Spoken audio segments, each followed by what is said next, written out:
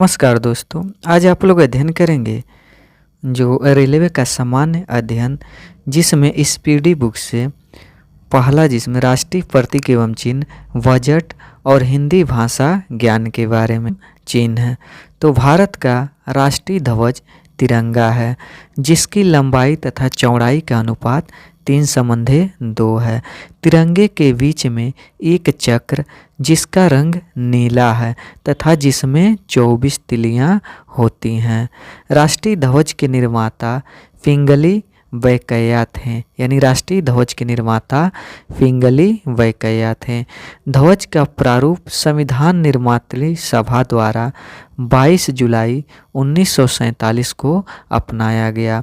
लोगों को इसे ससम्मान फहराने की अनुमति 26 जनवरी 2002 से प्रदान की गई। भारत के झंडा गीत विजयी विश्व तिरंगा प्यारा की रचना श्री श्यामलाल गुप्त पार्षद ने की। शक संवत पर आधारित भारत के राष्ट्रीय कैलेंडर को 22 मार्च 1957 को अपनाया गया। राष्ट्रीय कैलेंडर का प्रथम माह चैत तथा अंतिम माह फाल्गुन होता है। भारत का राष्ट्रीय चिन्ह अशोक चक्र है, यानी भारत का राष्ट्रीय चिन्ह अशोक चक्र है, जो सारनाथ स्थित सिंह स्तंभ से अंकित है।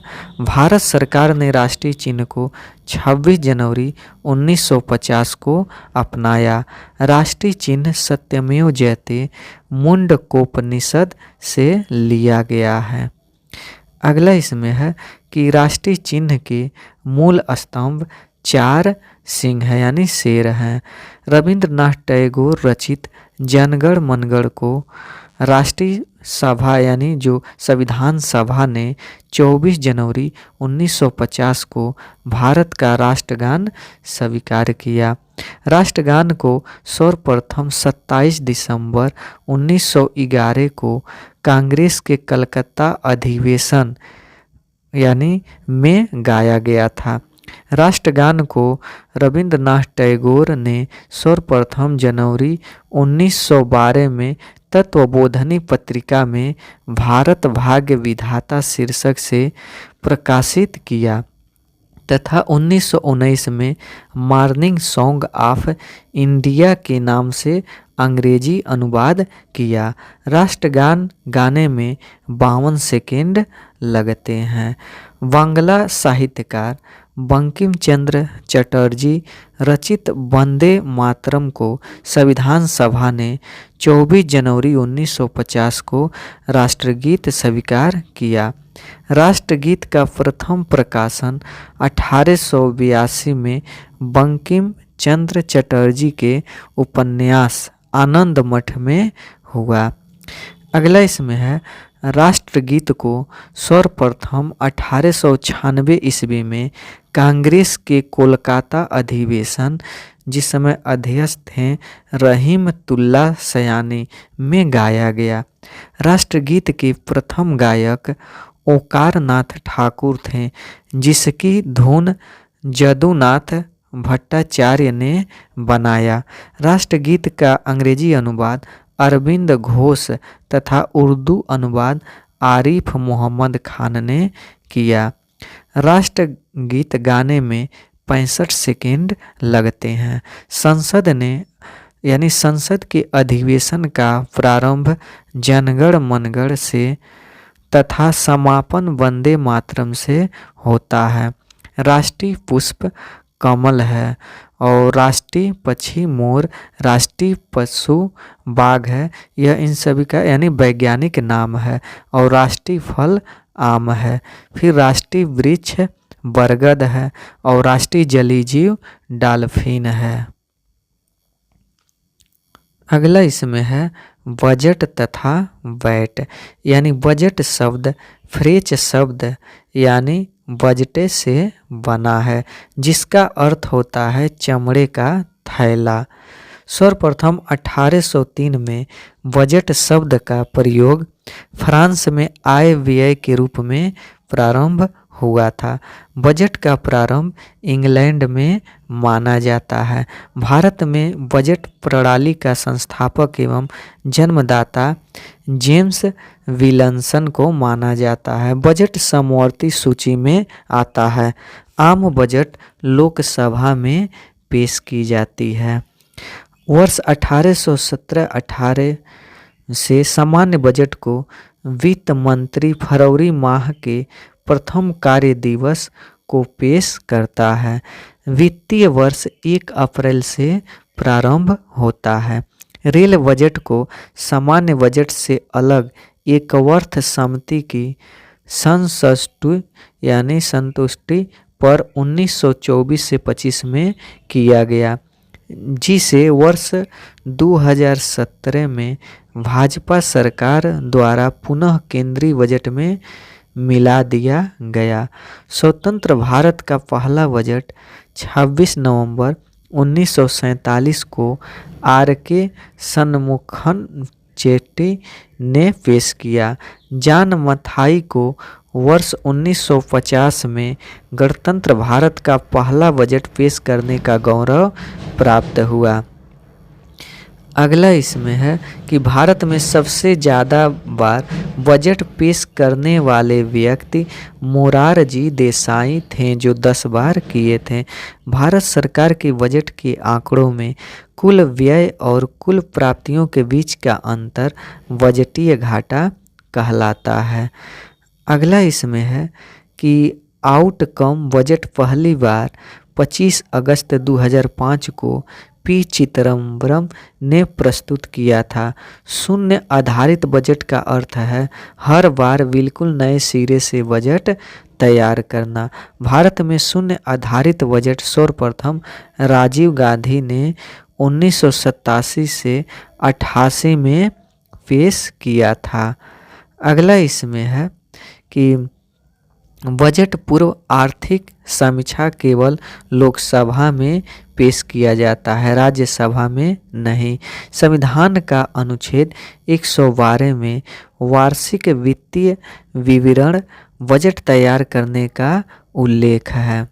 अगला इसमें कि राज्य सरकारों की बजट के संबंध में व्यवस्था अनुच्छेद 202 में दी गई है। भारत में वैट यानी अप्रत्यक्ष कर की संस्तुति 1976 में लक्ष्मीकांत झा समिति ने दी थी। अगला इसमें वैट का संबंध बिक्री या व्यापार कर से था।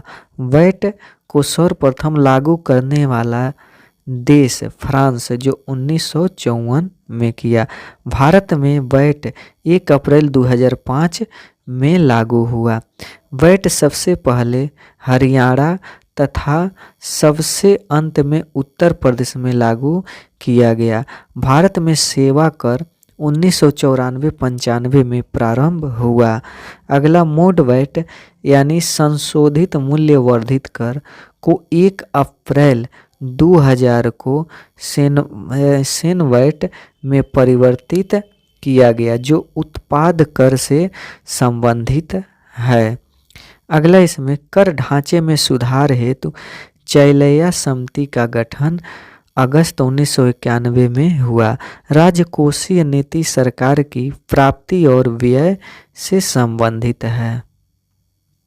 भाषा ज्ञान, जिसमें संविधान के भाग 17 के अनुच्छेद 343 पहिला के अनुसार इसमें कि जो अनुसार संघ की राजभाषा हिंदी और लिपि देवनागरी घोषित की गई।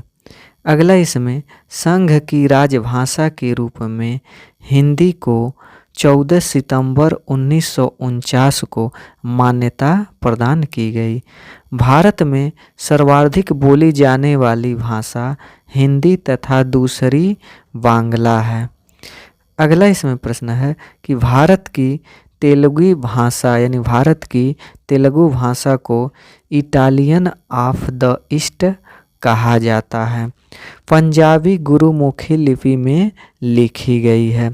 संविधान के अष्टम अनुसूची में 22 भाषाओं को मान्यता प्राप्त है, जबकि मूल में 14 थी। राजभाषा आयोग का गठन 1955 में किया गया, जिसके अध्यक्ष बी.जे. खेर थे। हिंदी दिवस 14 सितंबर को मनाया जाता है। अंग्रेजी को अरुणाचल प्रदेश, नागालैंड एवं मेघालय में राजभाषा का दर्जा प्राप्त है। भारत के प्रथम राष्ट्र कवि मैथिली शरण गुप्त को आधुनिक युग का तुलसी कहा जाता है। हिंदी विषय पर प्रथम पुरस्कार पाने वाले व्यक्ति सुमित्रा नंदन पंत थे। आधुनिक युग की मीरा के रूप में महादेवी वर्मा को तथा भारतीय आत्मा के रूप में माखनलाल चतुर्वेदी को जाना जाता है। संस्कृत व्याकरण के जनक पाणिनि थे। संसार का सबसे बड़ा महाकाव्य महाभारत है। अगला, महाभारत की रचना वेद व्यास ने की थी। विश्व का आदि महाकाव्य रामायण को एवं आदि कवि वाल्मीकि को माना जाता है। रामायण मूलतः संस्कृत भाषा में तथा रामचरित मानस अवधी भाषा में लिखी गई थी। अगला, हिंदी का बड़ा महाकाव्य पृथ्वीराज रासो है। हिंदी भाषा इंडो यूरोपियन से संबंधित है। कालिदास भारत का शेक्सपियर कहलाते हैं। सुमित्रा नंदन पंत सुकुमार कवि कहलाते हैं। विश्व की सबसे प्राचीन भाषा सुमेरियन है। अगला, केंद्रीय अंग्रेजी एवं विदेशी भाषा संस्थान हैदराबाद में है, जबकि institute of advance studies Shimla में अवस्थित है। भारत में आधुनिक शिक्षा के जन्मदाता चार्ल्स ग्रांट को माना जाता है। भारत का आइंस्टीन नागार्जुन को तथा कलम का सिपाही मुंशी प्रेमचंद को कहा जाता है। हिंदी में आशु लिपि के जन्मदाता राधेलाल द्विवेदी हैं। प्रथम हिंदी विधि निर्माता मनु थे। अगला, देश का प्रथम विश्वविद्यालय नालंदा विश्वविद्यालय जो है वह नालंदा है, जिसकी स्थापना गुप्त शासक कुमारगुप्त प्रथम ने 450 ईस्वी में किया था। अगला इसमें है कि विक्रमशिला विश्वविद्यालय की स्थापना पाल शासक धर्मपाल ने 9वीं सदी में किया था। प्रथम हिंदी सम्मेलन भारत में 1975 ईस्वी में नागपुर में हुआ था।